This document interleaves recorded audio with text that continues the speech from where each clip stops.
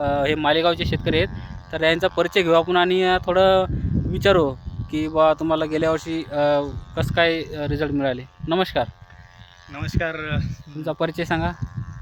माझं नाव सागर देवळे. मी नागरताचा रहिवासी आहे मालेगावजवळ. आम्ही उत्पन्न घेतलं हळदीचं. हां हां. यावर्षी पण आम्हाला उत्पन्न घ्यायचं आहे, त्यामुळं आम्ही तुमच्याकडे आलेलो. मागच्या वर्षी तुमचं चांगलं मार्गदर्शन राहिलं. ओके. तर यावर्षी पण आम्ही आता उत्पन्न घेऊ शकतो. आता जे तुम्ही बघितले असेल तुमच्या भागामध्ये भरपूर शेतकऱ्यांना आपण निविष्ठा दिलेल्या आहेत, बरोबर आहे, आणि उत्पादन पण चांगलं निघालं आहे. कारण बोरसाठी कंपनी एकदा 2-3 वेळेस त्यांनी निविष्ठा नेलेल्या आहेत आपल्या. भरपूर निविष्ठा वापरल्यामुळं त्यांना तसं उत्पादन पण झालेलं आहे, बरोबर. आता तुम्हाला जे नियोजन करायचं, तर आता तुम्ही सुरुवातीपासून नियोजन करता का तुम्ही भेसळ डोस वगैरे टाकला आला? जे रिक्वायर्ड खतं आहे ते आम्ही त्याच्यामध्ये टाकलेले आहेत, पण आता जे इथून पुढचे टाकायचे आहेत त्याच्यासाठी तुमचं मार्गदर्शन आम्हाला खूप उपयोगी ठरेल. बरोबर. शेतकरी मित्रांनो, हे सकाळी आपल्याकडं आपल्या शेनगाव तालुक्यामधले शेतकरी आले होते. आता हे मालेगाव तालुक्यामधले शेतकरी आहेत आणि यांना संपूर्ण माऊली पॅटर्ननुसार नियोजन घ्यायचं आहे. 2 एकर त्यांची हळद आहे. आता बघू आपण. आता त्यांनी थोडीफार निविष्ठा गेल्या वर्षी वापरल्या होत्या, पण यावर्षी सुरुवातीपासून त्याला सेंद्रिय खतं, रासायनिक खतं आणि जैविक खतं यांचा व्यवस्थित जे NPK मायक्रोटनचा जे रेशो असतो ते आपण त्यांना मेंटेन करायला लावतो. कारण जे हळद पिकाला जे पाहिजे ते आपल्याला सोडावंच लागते. कारण आपण जर समजा कोणता घटक जर दिला नाही तर त्याचे आपल्याला DPC दिसून येते आणि तो परिणाम उत्पादनावर दिसून येतो. त्याच्यामुळं जे हळद पिकाला जे खायला पाहिजे ते आपल्याला ते द्यावंच लागते. सुरुवातीचे 3 महिने खूप महत्त्वाचे असतात.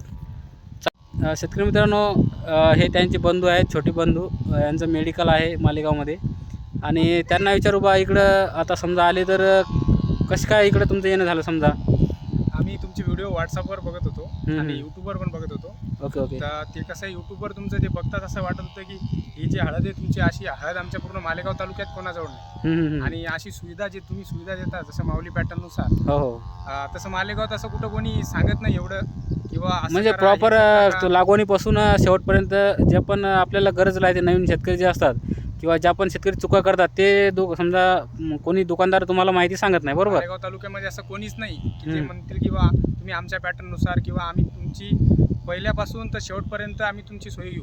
ओके तुम्ही ओके, भेसळ डोस टाका किंवा मग ट्रिचिंग अशी करा किंवा हे टाका ते टाका असं कोणी सांगणार नाही. बरोबर आहे. म्हणून आम्ही आता सध्या मालेगाववरून सध्या रिसोडच्या जवळ 7पट्टा गाव आहे तिथं आलो.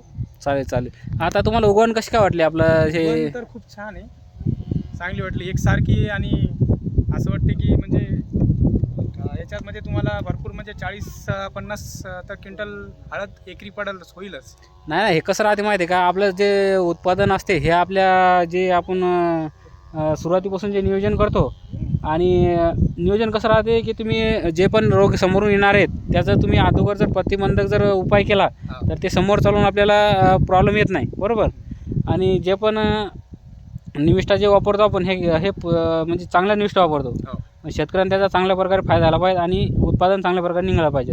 म्हणजे आता सडीसाठी समजा ट्रायकोडर्मा तुम्ही टाकला तर चांगल्या प्रकारे जर एकदा दोनदा जर ट्रायकोडर्मा सोडला किंवा 45 दिवसाला तुम्ही 2-3 ड्रिचिंग जर केल्या तर ते आपल्याला जैविक ताण, हे करपा, कंदकुज हे परिणाम दिसून येत नाहीत.